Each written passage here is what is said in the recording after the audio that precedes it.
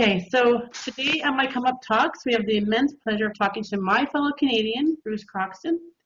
Welcome. And not only is he living the entrepreneurial dream, he also helps others share his hard-earned wisdom as well. So we're going to start at the beginning. So what did you want to be when you grew up?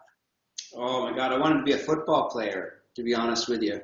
I've had a lifelong love of sports and still do.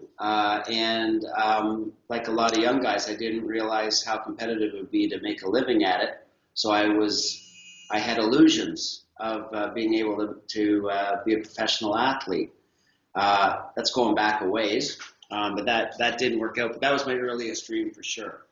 I settled for a Globe and Mail paper boy early on.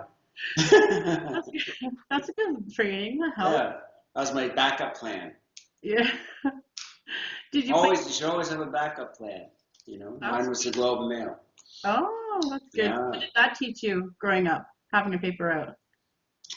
Taught me that you had to get out of bed in the morning because it was the early one, right? And sometimes I just didn't feel like it, but had to do it.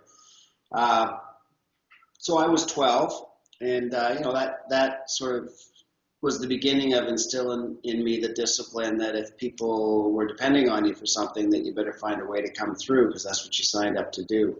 Oh, that's good. That's a good lesson to start learning at 12. Mm-hmm. So how do you think your early life, you grew up in Toronto, right? I did. How do you think it set you up for your life now, today, in general? Well, I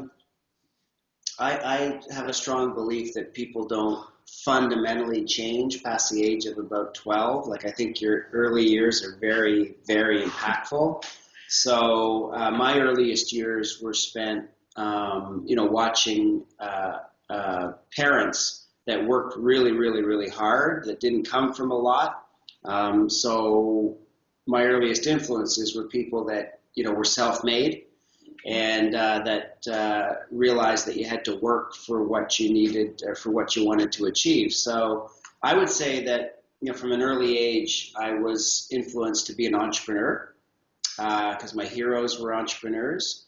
And I was also had the gift, I think, of being able to observe that, a work ethic in action, if you will. So I was witness to, how hard you had to work to make it, and it didn't happen by accident. And I think that was a very valuable lesson for me.